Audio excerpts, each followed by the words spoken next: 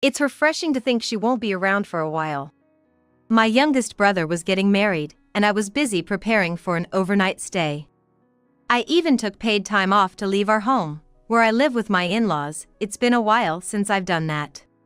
I was gathering my overnight bag to join the celebration.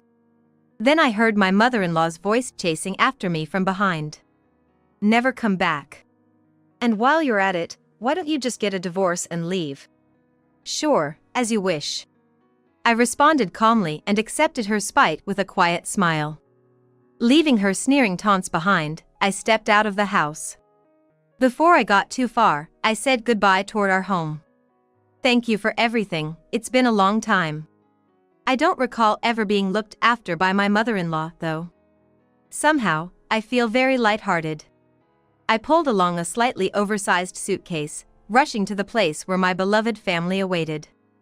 I'll be staying at the hotel for 2 nights and 3 days. What comes after that remains a secret. My mother-in-law doesn't yet know the fact that I will never return as a resident of this house. I'm Margaret Johnson, a 48-year-old part-timer. While working at an office, I also manage our busy household. My husband, Austin, and I are the same age, and our marriage has lasted over 30 years. It was an arranged meeting recommended by an acquaintance, but we're a couple who share similar values and get along well. The only loneliness comes from Austin's job as a sailor. He works for a shipping company and can be away from home for over a year at times. Still, our relationship is good, and we are blessed with a son. We live in a house, cohabiting with my in-laws. Until recently, I was primarily responsible for caring for my husband's grandmother, who lived with us. I used my income to hire a caregiver during the day. After that, I took care of her mostly by myself. This arrangement continued until my grandmother-in-law passed away. Margaret, thank you for everything over the years. Grandma must have been happy, too. She was grateful to you until the end. Austin's kind words brought tears to my eyes. Surrounded by children to great-grandchildren, my grandmother-in-law was well cared for in her younger days. When I was young and unfamiliar with household tasks, it was she who taught me how to live properly from scratch. She was kind and fun. Though strict at times, she seemed to be laughing most of the time. Being able to keep my job from my younger days and work part-time even during caregiving was all thanks to her. Despite the caregiving being a significant burden all along, now that it's over, I find myself nostalgically cherishing those days. I never imagined that the environment around me would change so drastically right after that. Austin, due to his job on the ship, often has to be away from home for long periods. I'm proud of him for his indispensable work in American logistics, but living with my in-laws puts me at a disadvantage. The moment my grandmother-in-law passed away, my mother-in-law's attitude changed dramatically. Previously, she would try to appease me with sweet talk while dumping all the caregiving responsibilities on me. But as soon as the caregiving ended, she began to disregard me. When she went out, she would deliberately exclude me from the souvenirs. And when we passed each other in the house, she would bump into me on purpose. Her overtly hostile behavior was so shocking, I couldn't help but be surprised before feeling disgusted. Moreover, my son Nolan, who happened to be visiting, said something to me. "Hey, Grandma started saying nasty things again." It's an old story, but when Nolan was just 4 or 5 years old, there was a significant incident with my mother-in-law. She filled Nolan with baseless accusations against me, and upset Nolan reported this to the whole family. "Your mom is cheating, she's gonna leave you eventually. That woman is no good, she doesn't work, and she's all bad. Your dad hates her too, that's why he doesn't come home, you got that?" I was shocked to learn she had been teaching him such lies. I wasn't cheating, and despite working every day and doing household chores, I was truly busy. Moreover, the reason Austin was absent was genuinely because of work. That's such a joke, it's ridiculous to take it seriously. Anyway, such a small kid won't understand anything. That's how my mother-in-law sulked, and my father-in-law was also furious about it. I was too busy comforting a saddened Nolan to care about anything else. Later, when Austin came home, I remember feeling relieved as he changed his demeanor and scolded my mother-in-law. Now, let's return to the present. Austin is currently away for work. Perhaps because of that, my mother-in-law seems to be taking full advantage. You'd think she'd have more free time now that the caregiving is over, but instead, she keeps me very busy. She frequently hands me complicated recipes to cook and takes this opportunity to demand a thorough cleaning. Just the other day, she invited the neighborhood ladies over, and they watched a marathon of dramas. I thought they were just enjoying themselves, but I ended up having to clean up the messy room full of snack wrappers and drink spills. Right during the busiest time before dinner, adding unnecessary work, I was understandably irritated. Really, you're such a drag. Aren't you done yet? Hurry up and get dinner ready. She'd say this while I was sweating from cleaning up, but come dinner time, she wouldn't even sit at the table, claiming she was full from the snacks. I was utterly exasperated when Nolan then complained to me. She says she doesn't like you, that you should disappear. I'm going back home, I feel sick. Wouldn't it be better if we lived separately from Grandma? I think Dad would understand too. I calmed down an upset Nolan and drove him to the station for his return trip. Of course, I couldn't let things continue like this. Soon, I'll need to have a serious talk with Austin. The day after Nolan left, I was troubled not by my mother-in-law, but by something else. Suddenly, I started feeling unwell. My limbs were cold, yet my face would suddenly heat up, and I'd break out in a sweat. It seems like today, my symptoms of menopause were particularly severe. I've been feeling oddly unwell since last year, and the doctors told me it's menopause. Right now, they're just watching how it goes, no medication yet, but some days can be tough. Maybe the stress from what I heard about my mother-in-law's behavior is getting to me. By evening, my condition worsened, and I was lying down in my room. Hey, what are you sleeping for? Dinner. I could hear my mother-in-law stomping towards me. I had such a headache that it was hard to even get up, let alone deal with her. I thought about pretending to be asleep, but she suddenly yanked off the blanket and I reluctantly sat up. Dinner. She clapped her hands as she demanded it. If it's dinner she wants, she should just make it herself. Why does she always expect me to do it, as if she's somebody special? Previously, my grandmother-in-law managed the kitchen, but lately, it's only been me cooking.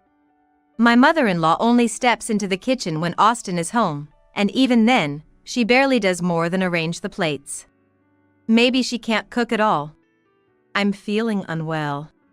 I think it's menopause, but I really can't do the housework today. Please, can you make dinner today? I managed to squeeze out those words while feeling utterly lethargic. My mother-in-law had severe menopause symptoms herself. I had already moved in with them and had my fair share of her snapping at me, so there's no doubt about it. That's why I thought she'd understand the pain if I mentioned it was menopause. However, her reaction was the exact opposite of what I had hoped for. With a snort, she suddenly turned a bag over above my head. What? I let out a small scream as something showered down. In the dim room, just waking from sleep and feeling sick, I couldn't tell what it was at first. But a moment later, I realized it was the smell of potatoes. The bag she turned upside down was nearly empty of its snack contents. Though I realized she had sprinkled me with snack crumbs, the sheer unexpectedness of it left me dumbfounded for a moment. Don't be lazy! With a click of her tongue, she left the room. Here I was, bedridden and in pain, being yelled at and nearly feeling like clicking my tongue back. How could she do something like this? Rather than anger, it was a bizarre sensation, like seeing some rare animal. I felt sure that my limit was nearing. About half a year later, I had taken some paid leave from work and was preparing for a trip. It was for my youngest brother's wedding. He had been living with his girlfriend for a few years and they were finally tying the knot. Their home is in New York, and they wanted to have the wedding there. Since it's quite far from here, I booked a hotel for a 2-night, 3-day stay. I decided to take the trip and participate overnight. My younger brother offered to cover the hotel costs, but I declined. Since the date of the ceremony was set according to my schedule, I wanted to pay for it myself. It's a small ceremony with just the family, but it's a rare opportunity for all the relatives to gather, so I'm looking forward to it. Since nobody else would likely prepare meals in my absence, I decided to make a week's worth of meals in advance. The night before leaving, while we were eating dinner, I told my in-laws about the meals I prepared and stored in the fridge. My father-in-law thanked me. But as usual, my mother-in-law seemed displeased with everything about me. Making such a fuss about it, how presumptuous. Why are you even going to your brother's wedding? It's just a remarriage, isn't it? Probably nothing good. She frowned as she said this, and my father-in-law glared at her. Well, he's not someone who just stops at glaring. Actually, both my brother and his partner are marrying for the first time. I replied with a tilt of my head, and my mother-in-law burst out laughing with a vulgar expression. What was so funny? It seemed she had misunderstood something. First marriage at 40? Must be something seriously wrong with him to be single that long. Your brother's at a good age, yet he's having a flashy wedding? Shameless.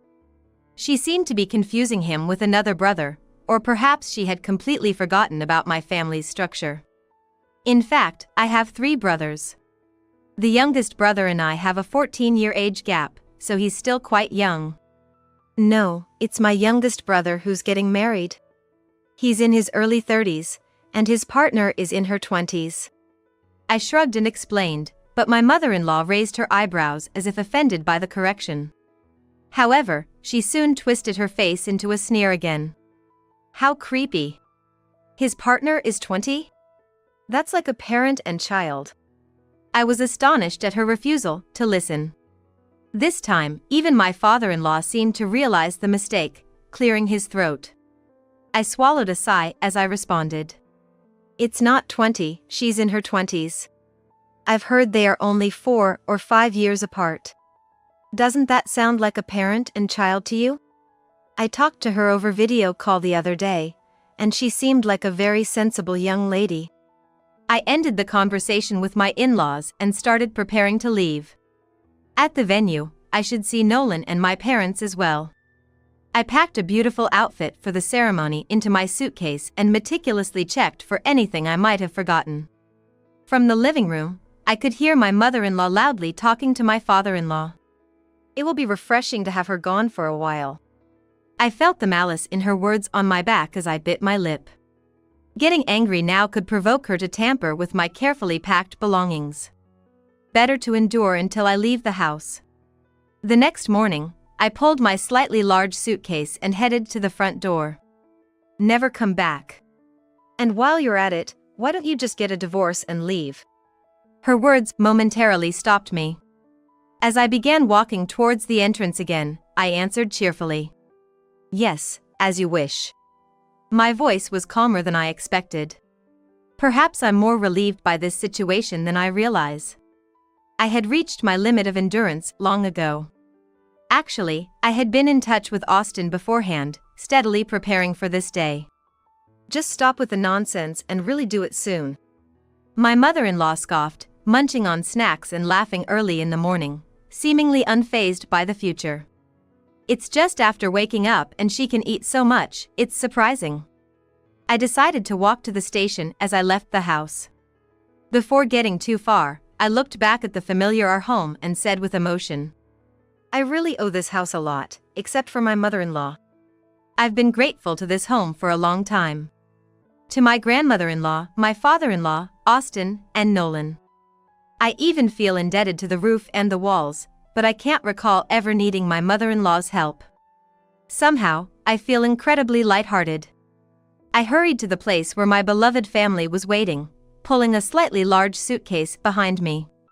I planned to stay at the hotel for 2 nights and 3 days. After that, I'm set to move into a new place where I can live alone. I met up with Austin at my brother's wedding venue. We had planned this beforehand. The reason the wedding was scheduled at this time was so Austin could be ashore and attend. Hard day, huh? Got this for you. Got a pen? With a lonely smile, Austin pulled out a divorce paper. His name hadn't been filled in yet. We were both going to sign it, mutually agreeing. It would be our final joint task as a couple. Thanks. Let's write it when we get back to the hotel. I booked a twin room, hope that's okay? Though it's sad for my brother getting married today, this is also a new beginning for us. I hope it's okay that our signing the divorce papers happens on the same day as the wedding. I won't announce it in front of everyone today, but we'll have to make it known later that we've divorced. Of course. A double would have been fine too. Thanks for booking. Austin and I smiled affectionately at each other. No one could possibly imagine that in a few hours, we'd be signing a divorce paper. I marvel at how heavy a single piece of paper can feel.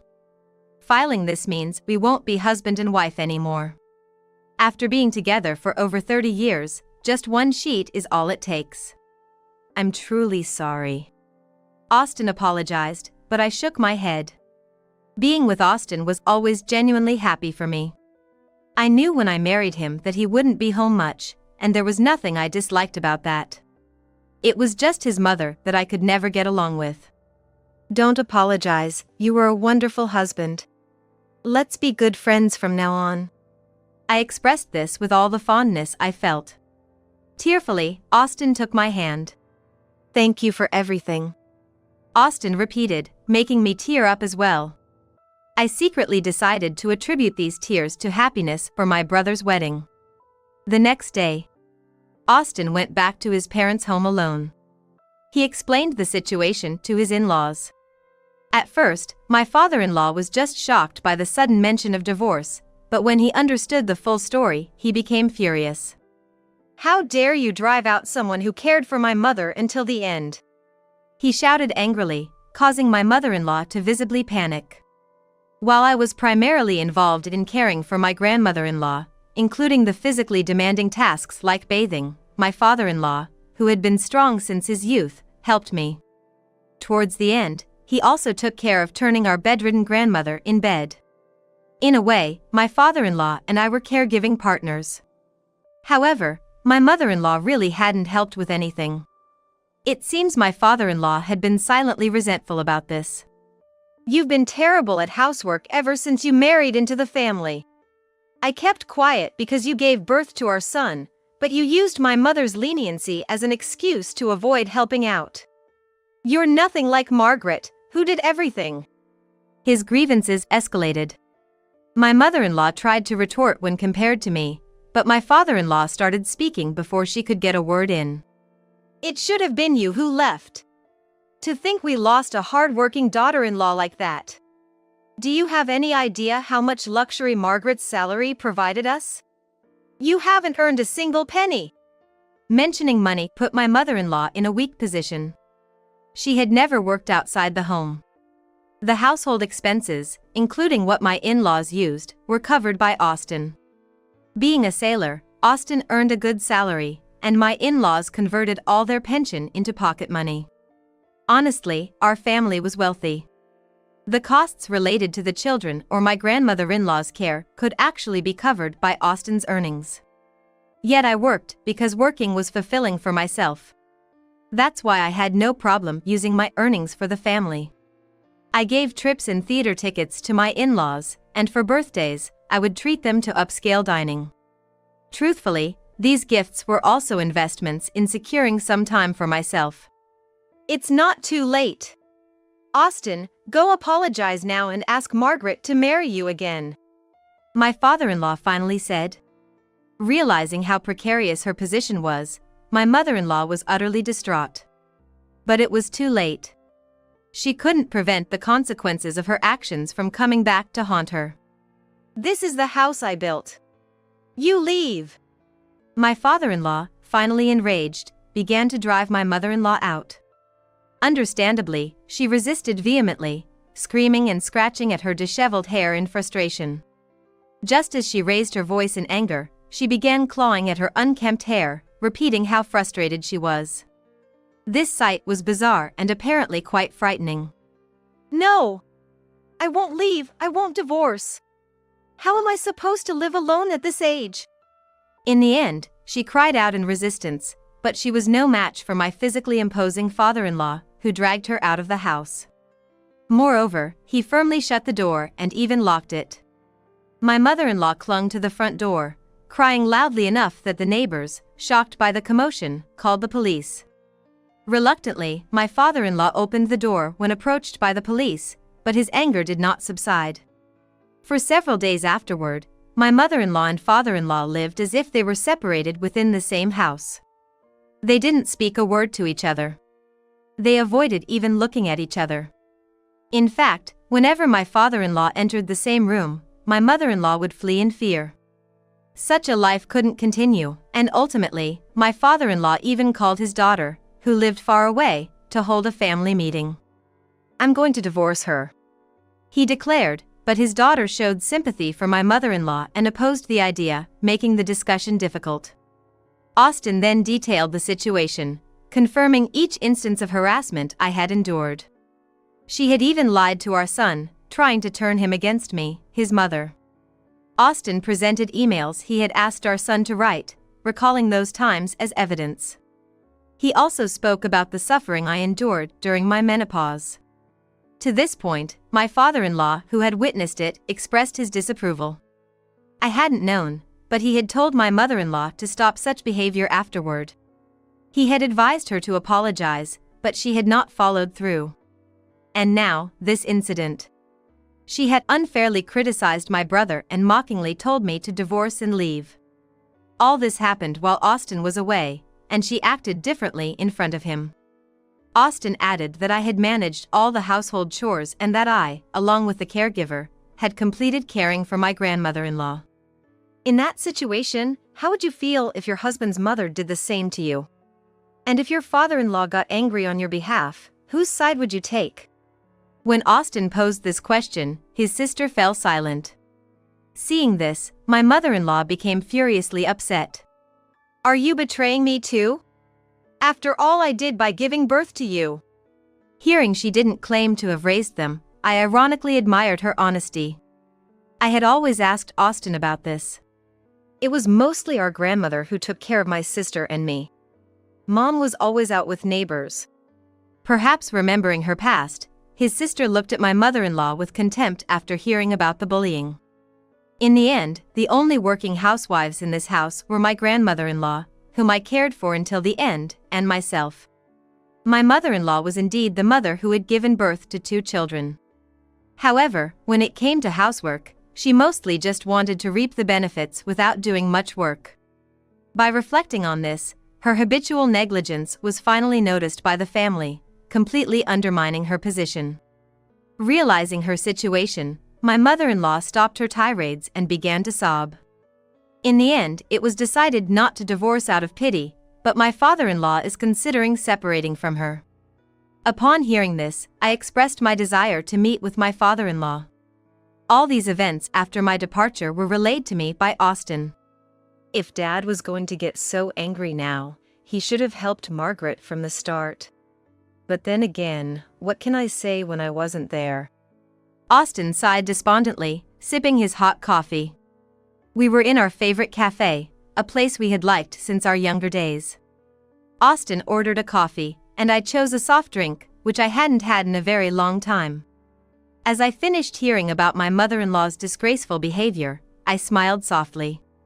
"Don't be too hard on yourself. You were away because of your job, right? It's an important job. There are many people who rely on you, I understand that." My words of encouragement weren't false. Austin's job is admirable.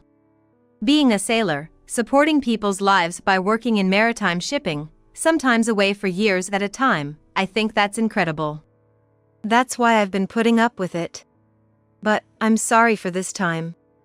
I still like and respect you, but I just couldn't bear being family with your parents anymore."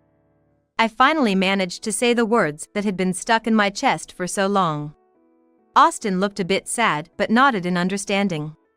He didn't blindly side with his parents just because they were his family, he understood the situation fairly, which made me incredibly happy.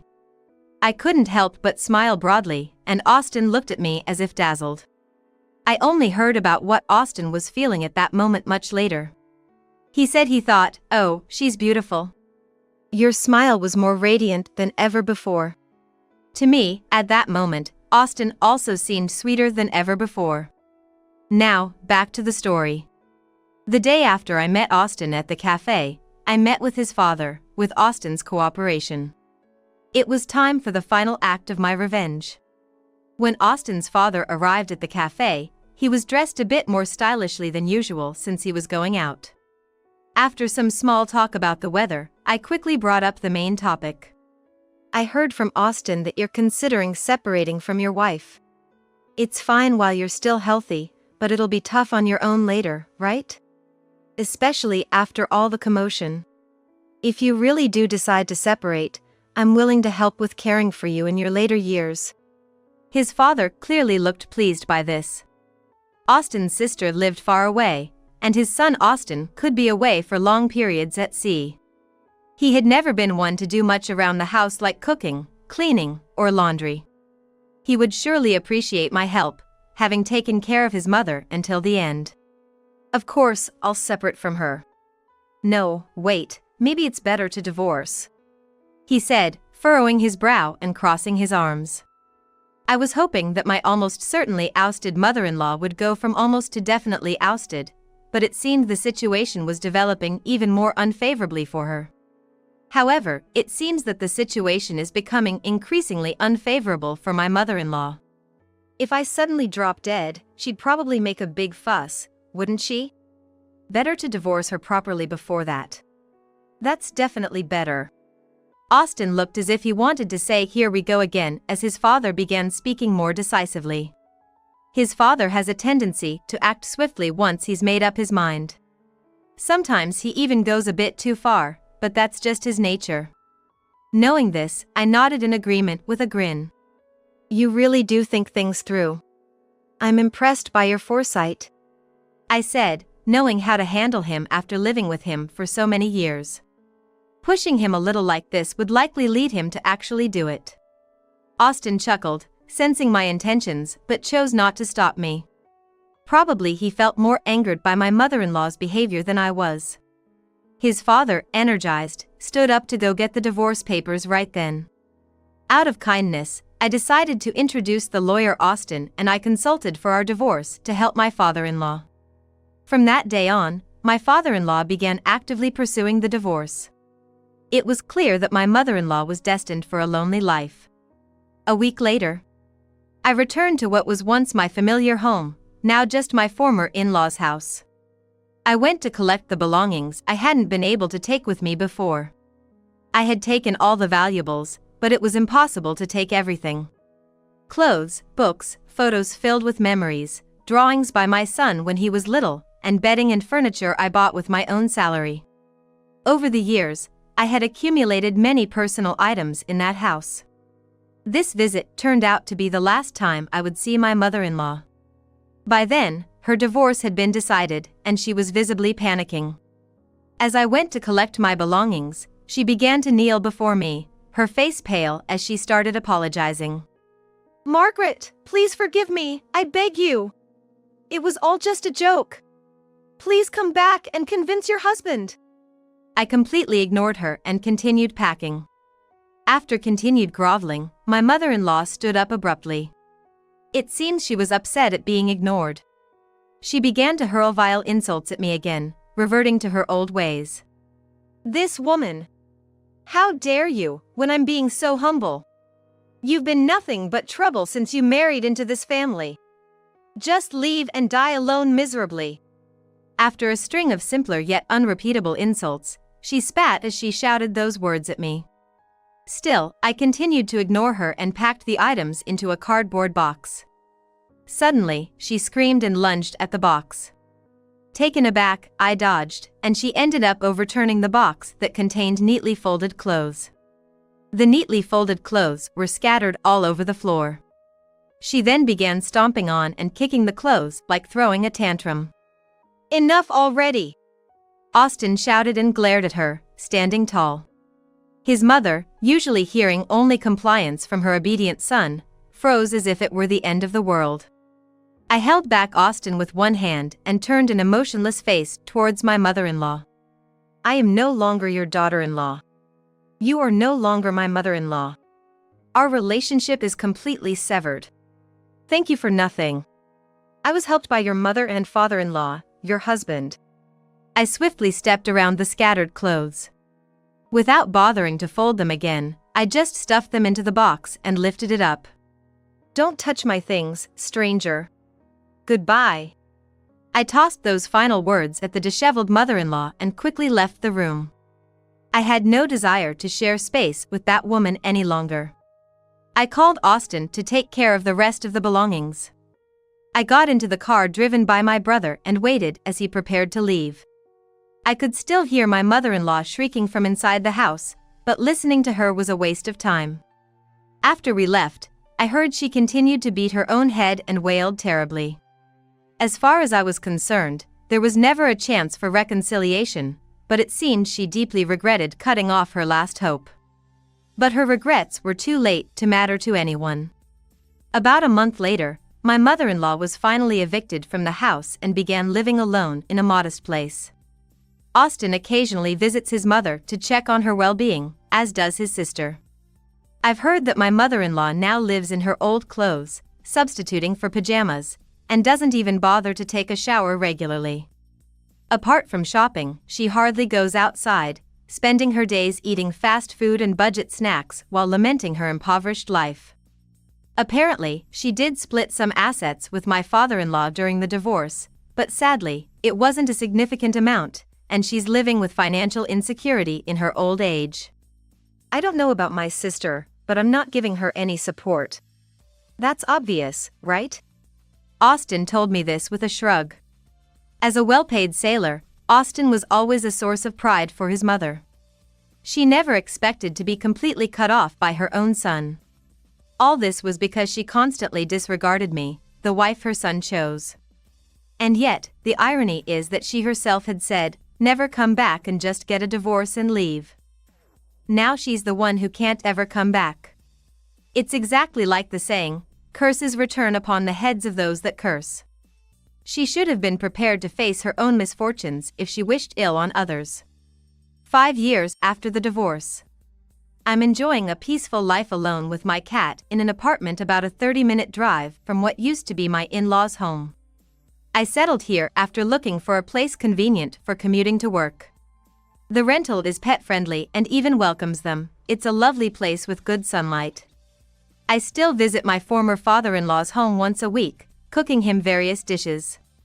Our relationship has seemingly improved since the divorce. My sister-in-law, living far away, can hardly look me in the eye given how much I still help out. Austin and I still keep in touch. In fact, when he returns from his long sea voyages, we make sure to go on dates. It's almost like we're courting each other anew. We go to movies, visit museums, and despite being somewhat new at this, our relationship feels fresh and exciting. We spend hours on the phone and exchange messages, finding this surprisingly enjoyable. Nolan, who visits us on his days off, jokes about our fake divorce, saying, "You two just went back to being lovers, didn't you?" But the truth is, Austin and I never were lovers before. Our marriage was arranged, and we never really had a period of romance. So now, it's like I'm building a romantic relationship with him for the first time. We even have a secret pact. If we ever find ourselves completely free from having to deal with his mother, whether she passes away, moves in with his sister, or goes into a facility, then we'll remarry. Austin suggests that this would be when no more welfare checks on his mother are necessary. Discussions about whether his sister and her husband will start living with her or place her in a facility have already begun. Our reunion might not be so far off after all. After more than 30 years together and now nearing our 50s, it feels somewhat embarrassing to talk about this. But I'm thrilled at the prospect of experiencing a first true love with Austin, whom I've always cared for deeply.